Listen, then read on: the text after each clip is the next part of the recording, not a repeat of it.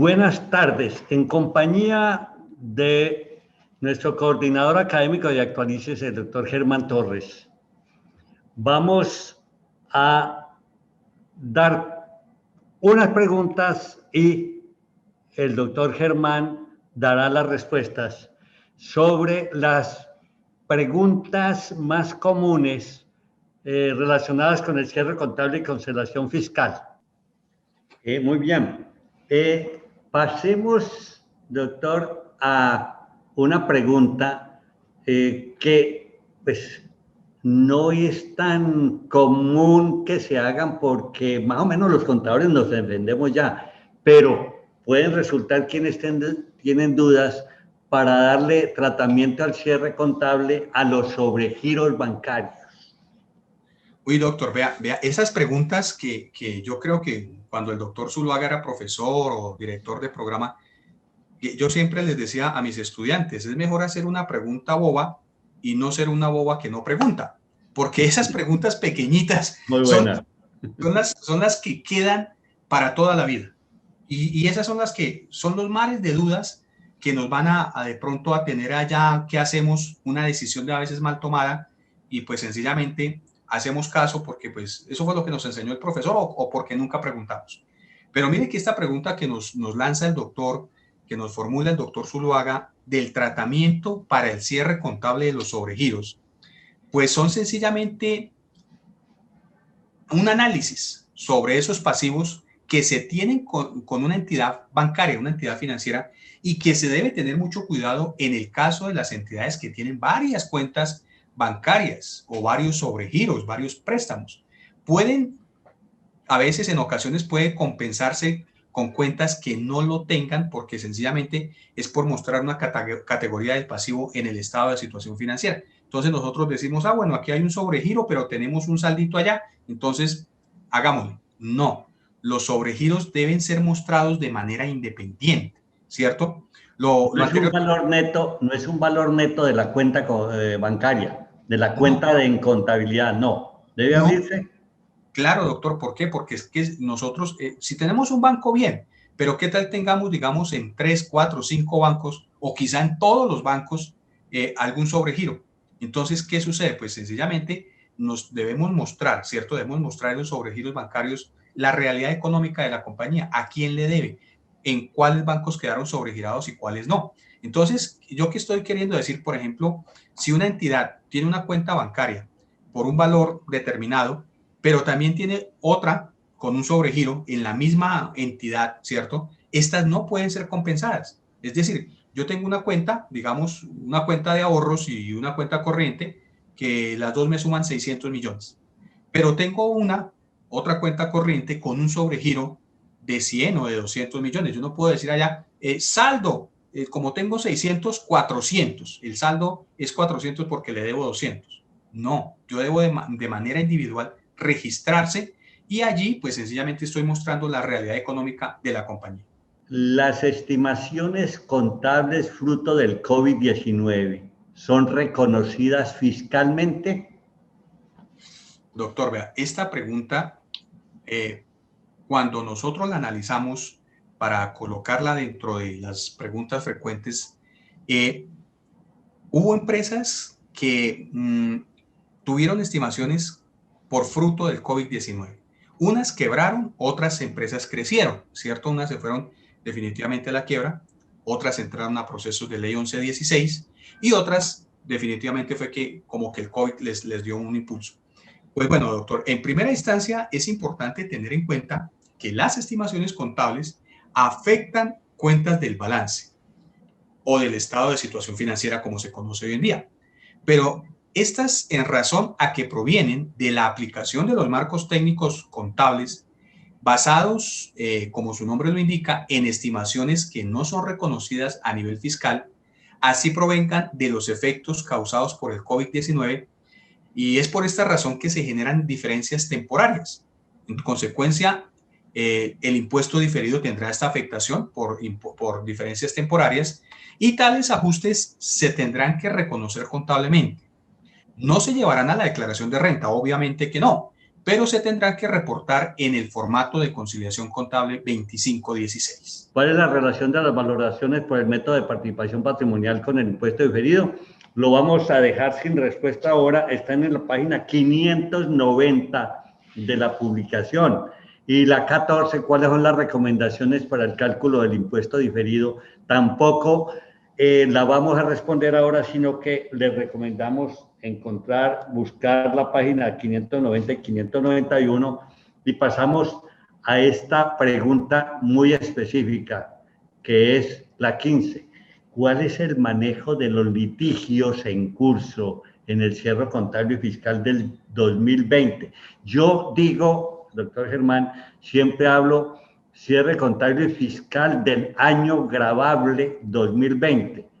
Siempre me he referido a que es el gravable, no solamente que se diga fiscal del 2020, sino al año gravable 2020. Entonces, ¿cuál es el manejo de los litigios en curso en el cierre contable y fiscal del año gravable 2020? Bueno, doctor, sí, gravable porque precisamente el doctor Zuluaga tiene la razón, porque son las operaciones que fueron grabadas en este periodo, ¿cierto? Entonces, evidentemente, nosotros como profesionales de la contaduría, como revisores, auditores, debemos tener una gran amistad con el área jurídica de las diferentes empresas, con los abogados que asesoran la compañía. A veces no es tan buenas estas relaciones porque ellos dicen que nosotros en ocasiones nos sumergimos en procesos que son propiamente ¿de qué? De la legislación del derecho. Pero entonces yo siempre he dicho, hay que mantener buenas relaciones. ¿Con qué objetivo? Con el objetivo de que esta área siempre nos dé un informe sobre los pleitos, litigios y demandas a favor y en contra de la compañía. Esto para dar un adecuado tratamiento a los litigios en curso, pues existen diferentes metodologías para determinar la probabilidad de ocurrencia. Un ejemplo, que es el más utilizado, es el del estado del proceso en el que se realiza una serie de preguntas a los abogados, al área jurídica de la entidad y que estén relacionados con la jurisprudencia y de los hechos, comparaciones y demás con otras entidades o con otras situaciones que pueden conllevar alguna demanda. Así las cosas, pues doctor, yo siempre he dicho que se debe pedir un informe, ¿cierto?, de los estados, de cómo están esas demandas, pleitos y litigios al área jurídica, de tal manera que esto nos puede llevar ¿a qué? A una situación para determinar prioridades de los riesgos. Entonces, cuando nosotros evaluamos el riesgo, si el riesgo de pérdida de un litigio, de una demanda o algo similar, es superior al 50%, se debe calcular una provisión. Pero si la incidencia es al cierre contable y fiscal no excede las estimaciones de las demandas y posiblemente la vamos a ganar, entonces pues sencillamente son hechos que son deducibles fiscalmente hasta el momento en que se realice efectivamente una sentencia por parte de las autoridades judiciales. Hay un litigio, decía, que se relaciona con los arrendamientos, el más común quizá que se presente con efecto del COVID. ¿Qué comentario tiene? Bueno, doctor, ¿qué pasa con los litigios que surgen por reconocimiento de arrendamientos? La pandemia, en su momento, las autoridades gubernamentales dijeron fue hacer acuerdos con los arrendatarios y los arrendadores, llegar a una serie de acuerdos. Pues esta sugerencia que dio el gobierno, para muchos tomaron beneficio y sucede que no pagaban los arriendos que se cumplían, en ocasiones no pagaban los servicios públicos, en ocasiones decían, pues bueno, ahí está la oficina, recíbala. Pues siempre se ha tenido que llegar, y lo que he dicho yo, es mejor siempre tener un buen acuerdo que un mal pleito. Entonces, pues todas estas situaciones que se pudieron llegar a presentar en el año gravable 2020 por efectos de arrendamientos y demás, pues deben estar reflejadas dentro de los estados financieros.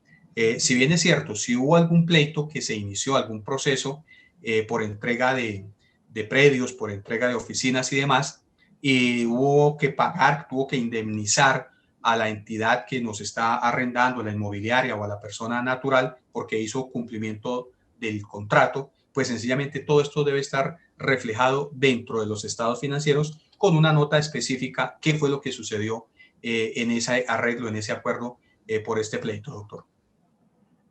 Yo tengo aquí una pregunta que casi le voy a dar la respuesta. ¿Qué efectos puede causar no reconocer los impuestos diferidos de periodos anteriores? Yo diría que es un error contable. ¿Puede ampliarnos usted algunos conceptos adicionales? Claro, doctor. No, y tiene la razón. Eso es un error contable. Pues el hecho de omitir algunos impuestos diferidos de periodos anteriores dentro de los estados financieros de una organización se tomaría como un error contable, teniendo en cuenta, por supuesto, que puede pasar que hayan entidades a las cuales no se le tenga que calcular, dado que este solo se genera cuando se originan ajustes por estimaciones contables. Entonces, pues muchos contadores, ¿qué hicieron? Entonces, sencillamente dijeron, vamos a tomar la misma vida útil que hemos venido depreciando y que se ajusta a las normas tributarias en el artículo 137 para no tener ningún efecto. Ese puede pasar. Otro caso, pueden existir diferencias contables y tributarias fruto de dichas estimaciones que debe hacerse una presentación retroactiva de los estados financieros, es decir, evaluando, por supuesto, la materialidad del error, es decir, cuando se hace una reexpresión de los estados financieros y debe tenerse en cuenta, pues, que en todo caso una corrección a los estados financieros no implica abrir los libros de dichos años. Solo se debe volver a presentar en los estados financieros de las entidades, pero el valor acumulado que se llevará al periodo actual que estamos presentando. Entonces, pues eso nos habla por ahí la NIC 10 también. Y pues otra sugerencia es que se debe tener en cuenta que de no reconocer el impuesto diferido, en muchas ocasiones las entidades lo realizan con una distribución errónea, sobre todo en la parte de utilidades, pues estas han debido imputarse en las apropiaciones para el pago del impuesto a las que haya lugar, sin dejar de lado, ¿cierto?, la revelación y del criterio profesional, evaluando el principio de prudencia con relación a la situación específica que se presente en la entidad.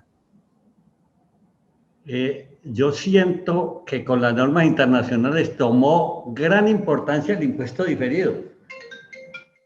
Claro, entonces, se da el caso de las empresas inactivas. ¿Deben calcular este impuesto?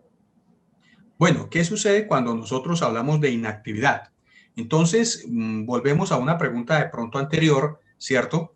Que si alguna de las cuentas que se tuvieron presentes para calcular el impuesto diferido tienen efectos en el cálculo del impuesto diferido, se tiene que volver a presentar. Claro que sí, doctor. Siempre y cuando pues tengamos en cuenta que hay situaciones por depreciaciones, por deterioro de cartera, por deterioro de inventarios que pueden llegar a afectar mi impuesto diferido en el cálculo que estamos haciendo al final de año. Entonces, por lo tanto, a veces uno dice, no, es que eso no pasó nada. Pues no, como muchos contribuyentes cuando le dicen a uno, fue que no tuve ingresos, no tuve gastos, solo tuve gastos, no ingresos.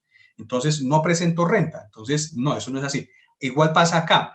Si usted no tuvo movimientos, si estuvieron inactivas, pues debe calcularse el impuesto diferido. Claro que sí. La sección 29 de estándares internacionales para pymes señala que cuando no sea posible el reconocimiento del impuesto diferido y que dé lugar a un menor o mayor valor del impuesto en la renta, para esta entidad no debe reconocerse un impuesto diferido. En consecuencia, pues una entidad que se encuentre inactiva deberá analizar, revisar y conciliar las partidas que se han reconocido por este concepto y en algunos casos reversar aquellas sobre las cuales se tenga certeza de que no podrá ser tomadas en cuenta para periodos posteriores.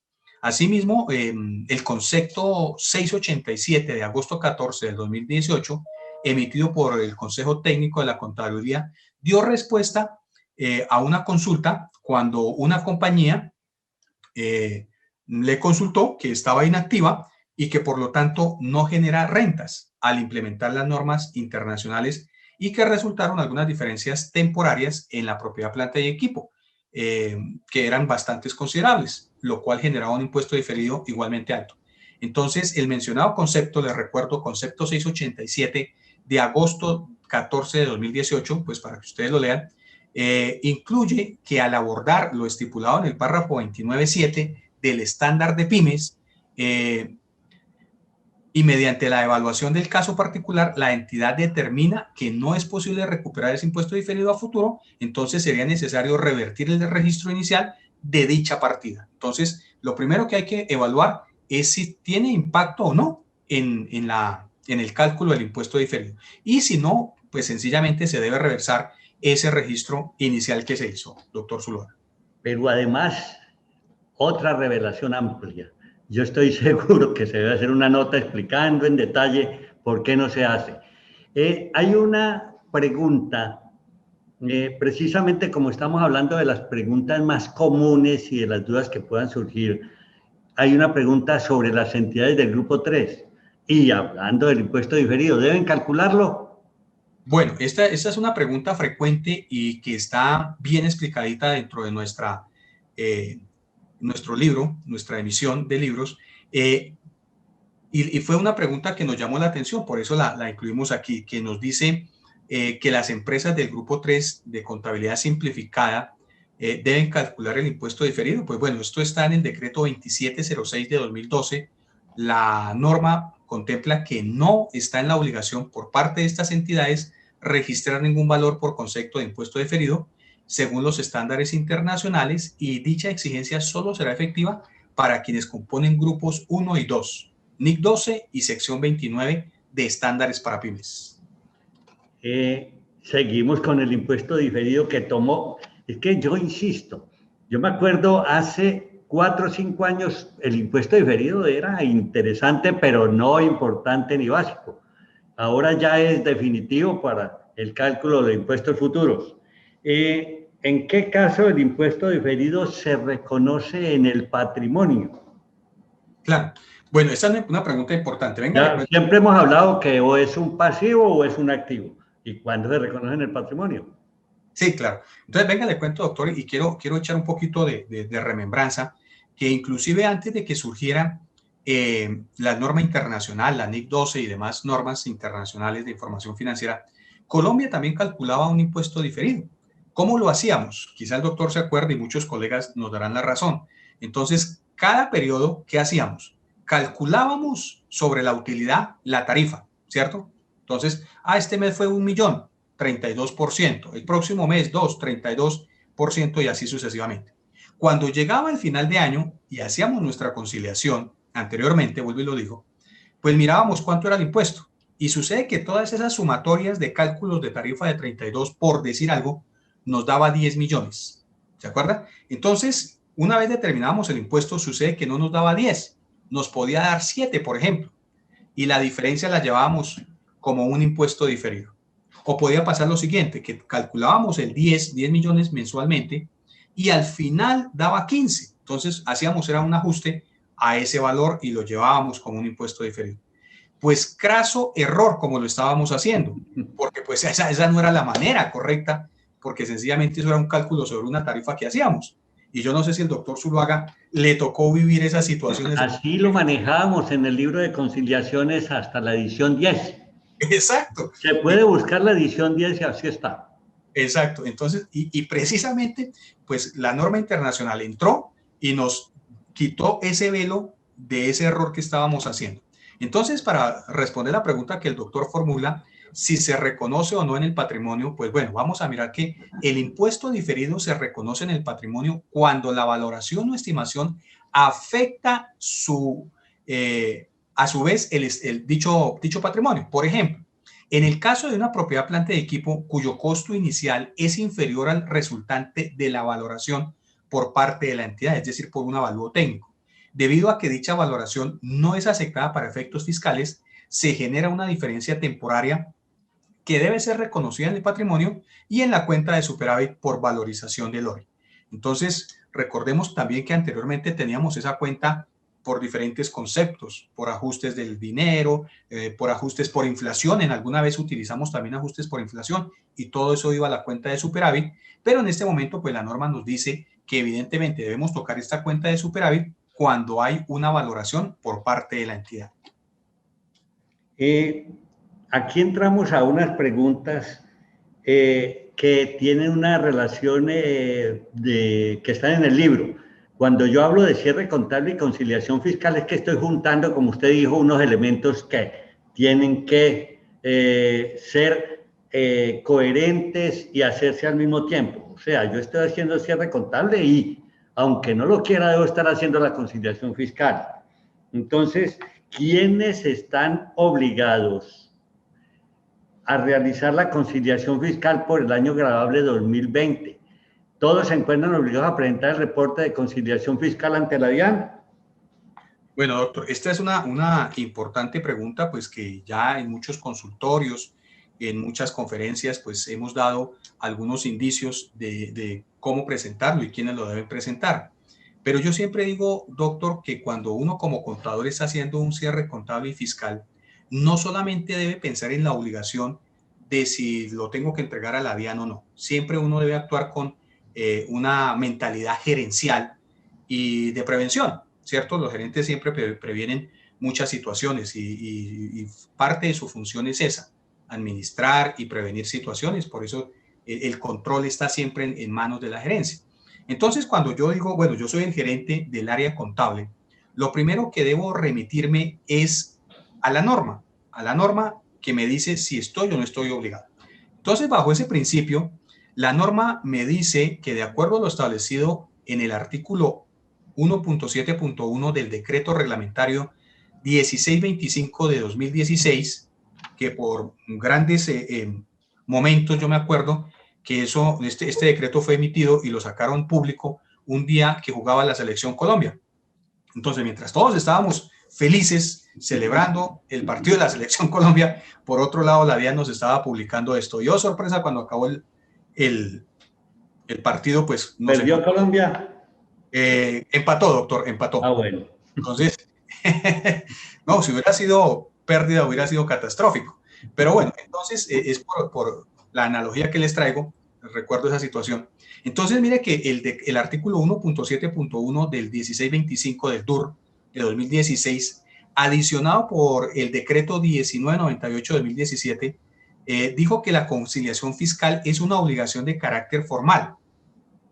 Y que se define como un sistema de control o conciliación a través del cual el contribuyente del impuesto sobre la renta y complementarios obligado a llevar contabilidad debe registrar las diferencias que surjan entre la aplicación de los marcos técnicos normativos contables y las disposiciones del estatuto. Entonces aquí ya, pues bajo esa norma, vislumbramos dos cosas. ¿Quiénes están obligados? Todos los contribuyentes del impuesto a la renta. Y dos, quienes estén obligados a llevar contabilidad. Pues así las cosas, la conciliación fiscal se encuentra compuesta por dos elementos: el control de detalle y la conciliación fiscal. El control de detalle hace alusión a una herramienta de control implementada de manera automática por el contribuyente, la cual tiene las diferencias que surgen entre los sistemas de reconocimiento y medición aplicados a los marcos normativos. En tanto que el reporte de conciliación fiscal corresponde a un informe consolidado de los saldos contables que tenemos en la contabilidad frente a los saldos consolidados que debemos presentar a la DIAN. Entonces, bajo estas disposiciones, dicho reporte debe corresponder a un anexo de la declaración del impuesto.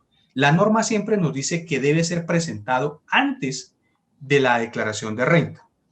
Solamente en el año 2018, de las 3 versiones que hemos tenido, este año vamos a tener la versión 4, un año diligenciábamos el formato del 18, en el 2018 versión 2, diligenciábamos el formato 2516 y automáticamente nos aparecía allí la declaración de renta. En el 2019, pues no, nos tocó presentarlo previo a la presentación de la declaración de renta y pues estamos esperando la versión 4 a ver qué disposición tiene el gobierno nacional frente al formato 2516. Pero, por su parte, la DIAN ha dicho que los contribuyentes del impuesto de renta y complementarios obligados a llevar contabilidad o aquellos que de manera voluntaria decidan hacerlo por el año gravable 2019 y 2020, pues deben tener en cuenta los ingresos que hayan sido superiores a 45,000 VTs, porque pues la norma aparece de 2019 y en adelante, entonces nos dice 45,000 VTs. Esto corresponde a 1.602.315.000 para el año 2020. Y pues sencillamente todo aquel que haya obtenido ingresos superiores a 45.000 VTs, a los 1.602.315.000, debe estar en la obligación de presentarlo y subirlo, validarlo ante la Dirección de Impuestos y Aduanas Nacionales. El que haya tenido ingresos por debajo de este valor, doctor Zuluaga, sencillamente debe ¿qué? Conservarlo por si es requerido o si tiene una visita por parte de la DIAN, una visita de inspección tributaria o contable. Algo muy importante que yo siempre recomiendo es recibir los estados financieros, recibir las declaraciones tributarias en físico y que nos entreguen cuando recibimos una contabilidad o cuando se la entregamos a un colega, entregarle estos formatos, porque siempre nos los van a exigir. Entonces, la obligación de elaborarlos siempre va a estar sobre las personas que lleven contabilidad y que presenten renta y que cumplan con la condición de haber tenido ingresos brutos, ojo, brutos fiscales, superior a 45.000 VTs por el año graduable 2020. Doctor Germán, las preguntas siguientes van a ir en una tercera parte de estas respuestas. De manera que me parece interesante dejar como ese espacio para que la persona descanse un momento y pueda continuar, pero sepa que no se le ha separado del tema, sino que vamos a continuar.